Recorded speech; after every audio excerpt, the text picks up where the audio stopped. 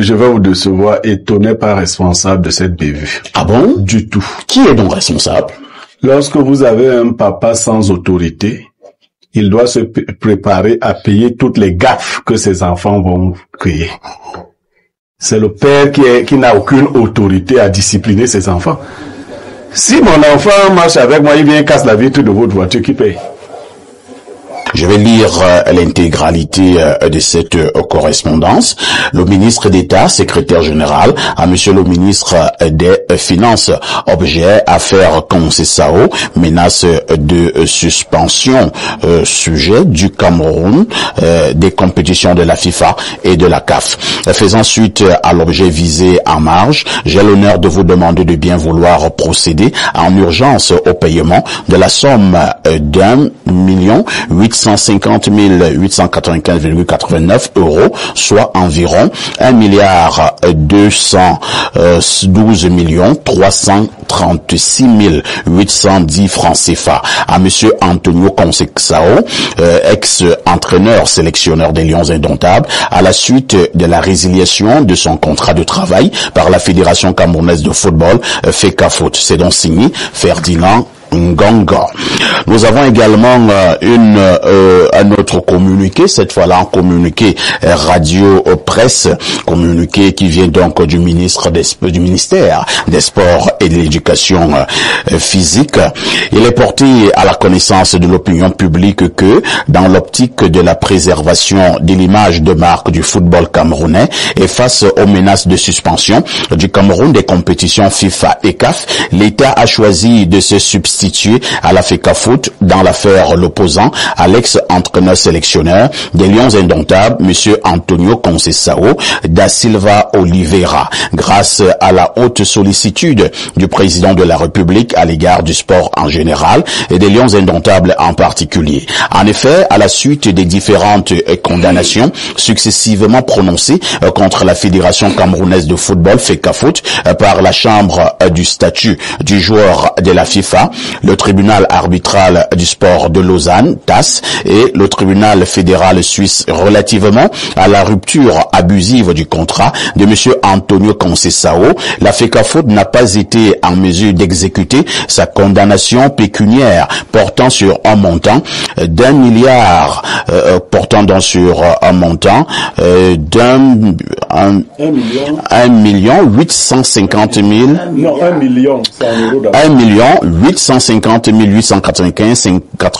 €, équivalent à environ 1,212,336,810 francs CFA. Ceci malgré les délais comminatoires et plusieurs relances les 12 janvier 2024 et 13 décembre 2024. De ce fait, bien que la charge incombe à la FECAFOOT déclarée fautive et donc la défaillance en matière financière est mentionnée par la FIFA, le gouvernement du Cameroun a décidé de s'acquitter en ses lieux et places de la somme subventionnée représentant les indemnisations et les pénalités à payer à monsieur Antonio Concessao et à certains de ses assistants.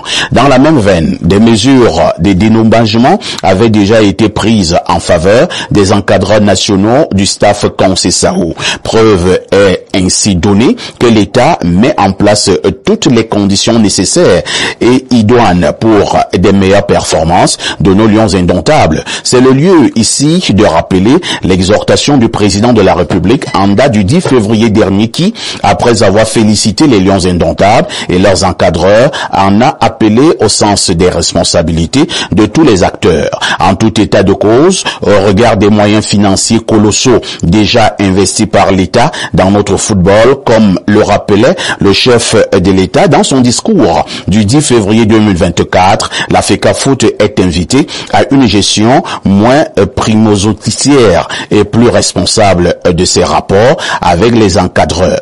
Elle doit s'abstenir à l'avenir de toute décision hâtive et impulsive et qui soit de nature à impacter négativement l'image de notre pays et à induire des dépenses supplémentaires inutiles au trésor public. publique dans un contexte de raréfaction des ressources financières. Yaoundé, le 21 février 2025, c'est signé le chef de la cellule de communication du ministère des Sports et de l'Éducation physique.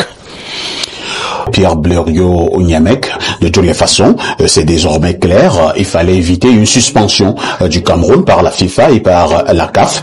Il n'y a pas de l'argent au niveau de la FECAFOOT. L'État est donc obligé de payer le milliard, ajouté 212 millions de francs CFA à l'ex-entraîneur des Lions indomptables. Y a-t-il des leçons à tirer face à une telle situation?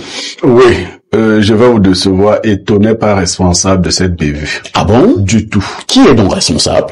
Lorsque vous avez un papa sans autorité, il doit se préparer à payer toutes les gaffes que ses enfants vont créer.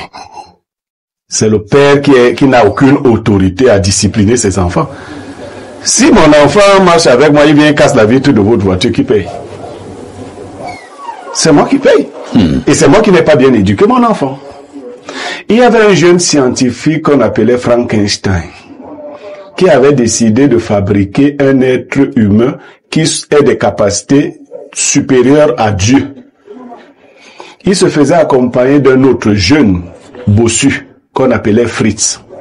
Ils sont entrés en laboratoire et ils ont commencé à prendre des parties humaines des êtres qui étaient puissants et forts. Ils ont fabriqué en laboratoire un monstre. Vous savez, le monstre fabriqué par eux a tué beaucoup de personnes, les a tués eux-mêmes également. Vous comprenez qui est le monstre que l'État a fabriqué, non? Non. Oh, mais... déjà provoqué les masses. Non, ce monstre-là fait de chair humaine des choses disparates. C'est tout. Ah bon? Oui. Il va pas... Moi, j'encourage Étoile à renverser tous. Qu'ils les fassent tous tomber. Il va vider leur argent. Tout leur argent va finir. Ce n'est pas encore... Il a d'abord pris 2 milliards 700 millions. Il a dit qu'on ne prête pas l'argent à l'État. L'État ne prête pas l'argent à l'État. Ne se prête pas d'argent. L'État, moi je parle comme il a parlé. Il a dit que l'État ne prête pas l'argent à l'État. Près de 3 milliards. Il y a encore des choses. On a même honte de parler de certaines. Vous comprenez? Ça, c'est parce que le montant était élevé que c'est sorti. Et au-delà de la vie de la FECAFOOT, de la vie de l'individu même, c'est que les grands amis sont obligés de payer des factures que vous n'imaginez pas. Et le monstre est toujours là. J'avais un professeur d'université. Vous connaissez le professeur Monondiana? Tout à fait. De regretter mémoire. Le professeur Monondiana avait fabriqué un monstre à l'université camerounaise. Quand ce monsieur est arrivé, il est devenu chef de département. La première décision, c'était de suspendre de cours le professeur Monondiana, qui a retiré tous les cours. C'était la première décision du monstre que Monondiana avait fabriqué. C'est-à-dire que Monondiana arrive, il encadre un jeune enseignant assistant, il le pousse à devenir professeur titulaire. Il segmente, ce jeune enseignant avait écrit un ouvrage, il lui dit non, fais-le en 3 ouvrages, voilà. Et Monondiana était le seul professeur titulaire de philosophie au Cameroun, à l'époque. Il a fait que ce gars traverse ses aînés et tout. Dès que le monsieur est devenu chef de département, il a dit, première décision, retirer tous les enseignements à Monondiana. Et je crois que c'est ce que ce monstre va faire. Désormais, moi, on va soutenir le monstre. Nous, on va l'accompagner parce qu'il va les écraser. Quelqu'un a taquiné un enfant pas intelligent, on peut pas faire de l'intelligence. Non, personne n'a jamais pensé que cet enfant était intelligent. Il n'avait jamais rien fait d'intelligent. On n'a pas pensé ça. Est-ce que vous n'exagérez pas? Non, on n'a pas pensé ça. On était même en fait, le RDPC de Bidoum voulait... Non, Bidoum, le RDPC. Non, le RDPC de Bidoum voulait utiliser cet enfant comme mascotte politique. Donc ça ne coûte pas d'argent. Mais on a utilisé comme mascotte politique. Voilà. Le retour d'essentiel a été la candidature à la FECAFOOT. Et vous pensez que Eto'o ne vaut quand même pas au moins 10 milliards s'il est votre mascotte? Payez ça, payer les trucs là. Il va encore chasser ceux qui sont là. Il va vous chasser Marc Brice avec Nkuvono bientôt. Vous allez payer. Quand mais vous choisissez une mascotte. Vous voyez que ceux qui prennent souvent les jeunes filles, si vous prenez une prostituée de luxe, vous ne la payez quand même pas comme vous prenez les 5 prostituées de quartier. Voilà.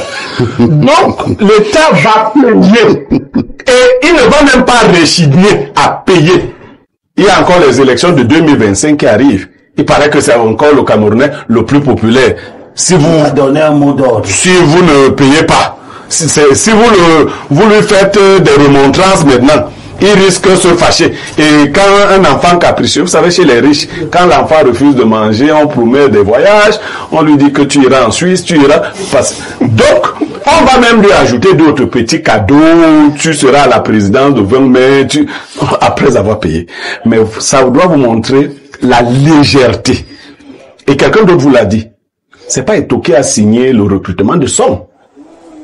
Du point de vue technique, c'est l'État qui a créé, c'est-à-dire que Eto'o n'a pas limogé parce qu'il n'en a pas les capacités. Mais l'acte de nomination, si je suis, je sais pas, DRH ici, c'est toi qui nommes. Sans me montrer la lettre, moi on m'avait enlevé quelque part comme ça, on m'a pas dit comment enlever, on a seulement nommé quelqu'un là où j'étais. J'ai compris qu'on m'avait enlevé. On n'a pas fait une lettre pour me dire que tu n'es plus. Mais on a désigné quelqu'un à ma place. J'ai d'abord voulu faire le fou en demandant si nous serons 2. On me dit que non, mais... Donc, on a nommé des entraîneurs, toute une équipe, à la place de l'équipe de Conceição. Par ce fait-là, on les a limogés. Parce que l'État n'avait pas la possibilité de donner une lettre de limogeage à Conceição. Mais on a nommé, l'État du Cameroun a nommé, sachant à quoi il devait s'attendre. Puisque moi, le combien a été conseiller du chef de l'État en matière juridique, vous savez ça? Tout à fait. À la présidence. Moi, de l'autre côté, vous dit que non. Si on fait ça comme ça, ça va nous coûter cher. On a dit, fais ça comme ça. Et toi, des ADK, et tout dit, on fait ça comme ça. Et il a fait. Ça a tardé. Et vous savez, nous, on est en train de négocier en coulisses, hein. C'est aussi en milliards. On veut qu'il baisse un peu, on dit qu'il est Camerounais. C'est aussi 7 milliards. C'est aussi en milliards. On négocie, on dit que non, tu peux pas vider l'État du Cameroun. Tu es quand même un fils dans ce pays. Professeur Owenangimi, pour affaire Conceição, on dira que c'est déjà entre guillemets réglé. Le ministre des Finances va débloquer le milliard et les 212 millions. Entre-temps, il y a encore à faire Coq Sportif, qui est aussi en milliards, certainement, qu'on devra également dédommager le Coq Sportif. On a cité d'autres affaires tout à l'heure. Alors, finalement, est-ce que les caisses de l'État ne vont pas se vider pour une affaire qui concerne la FECAFOOT? Il peut y avoir des contraintes pour les caisses de l'État, compte tenu de la gestion interne de certains dossiers à la FECAFOOT. Mais au-delà, ce qu'il faut comprendre, comme je vous le disais, c'est la géographie du pouvoir. La géographie du pouvoir, c'est que c'est l'État qui, malgré la pression de la FIFA et de la CAF, contrôle le football au Cameroun et particulièrement le football des sélections nationales. Il faut pas oublier que la Fédération camerounaise de football bénéficie d'une concession de service public qui est faite par l'État. Et avec cette affaire, vous comprenez pourquoi le système de régulation de toute cette affaire s'appuie donc à la fois sur un texte normatif, un décret, et sur une convention. La convention permet de répartir les rôles respectifs des acteurs. Professeur, dans tout ce que vous expliquez là, il est également prévu quelque part que si... Attends, j'ai pas fini. Je vais donc... Laisse-moi poser la question, professeur. Dans tout ce que vous expliquez là, il est prévu quelque part que si un président de la FECAFOOT abroge de manière abusive un contrat d'un sélectionneur, l'État paye? C'est prévu? De manière pragmatique, la Fédération camerounaise de football n'a pas un niveau significatif de ressources pour que ce ne soit pas l'État qui paie. Mais la FECAFOOT a un niveau significatif des décisions, y compris des Justement, comme la FECAFOOT, non, je ne protège personne, monsieur Niémé, comme la FECAFOOT n'a pas ses moyens, ça signifie, et même la FIFA est obligée d'en tenir compte, puisque maintenant qu'il faut payer, qui paye? C'est l'État du Cameroun qui paye.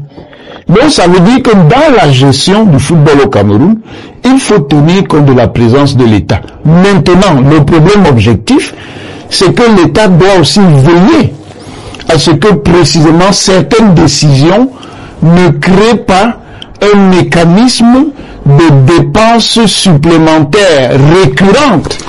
Professeur, après tout ce qui s'est passé là avec l'affaire Concessao, où nous sommes en train de perdre de l'argent, des grosses sommes. Maintenant, il y a affaire corps sportif, comme je ne fais que le dire. La FECAFO doit continuer à fonctionner normalement. Le président de la FECAFO doit continuer à aller au travail tous les matins, rentrer tous les soirs, comme si de rien n'était, c'est ça? Tant que le président de la FECAFO assure son mandat, il assure son mandat. Le moment des élections viendra. Laissez-moi finir. Laissez-moi finir. L'État va financer. Attendez. Le moment viendra où le président de la FECAFO devra remettre son mandat en jeu et il aura évidemment à faire face à d'autres candidats. Très bien. Si on estime que sa gestion qui estime en ce moment, le COMEX ou l'État? Non. C'est pas le COMEX qui paye, qui estime? Le moment. Si on estime, quand on dit on, mais monsieur, je savais pas qu'il y avait deux modérateurs. Non, on estime c'est qui? Laissez-moi parler. On estime. Ne me censurez pas, laissez-moi parler. Si on estime, et ça vient d'abord de la fédération, ça veut dire qu'il peut y avoir d'autres acteurs de la fédération qui estiment que le président... Vous avez laissez-moi le dire rapidement. C'est ça apparemment... Laissez-moi parler.